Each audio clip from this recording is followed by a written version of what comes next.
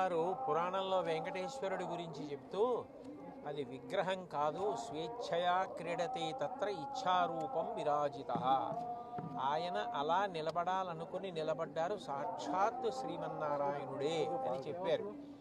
అటువంటి మహానుభావుడు సుదర్శన చక్రం పట్టుకుని నిలబడి ఉండగా మనందరినీ ఆయన నిరంతరం కాపాడతారు. అందుకే ప్రపంచంలో చాలా భాగం ఉద్రిక్తతలతోటి ఉద్విగ్నతలతోటి ఉండి యుద్ధ వాతావరణంలో నలిగిపోతుంటే మనందరం మాత్రం ఈ పాటి ప్రశాంతంగా ఉండగలిగాం. ఎక్కడ ఏ విధమైనటువంటి నష్టం జరగకుండా ప్రశాంతంగా మన పనులు మనం చేసుకోగలిగామంటే సర్వజగద్రక్షకుడైనటువంటి శ్రీమన్నారాయణుడు ఇక్కడ కొలువు ఉండడం, మనని కాపాడడం దానికి కారణం. కాబట్టి మనం చెయ్యగలిగింది ఆయన యందు భక్తితో ఆయన చెప్పినట్లు బ్రతికి ధార్మికంగా ఉండడమే మనం చెయ్యగలిగినటువంటి కర్తవ్యం. ఇవాళ స్వామివారి దర్శనం చేసుకుని ఎంతో సంతోషించి నమస్కారం చేసుకుని వచ్చాం.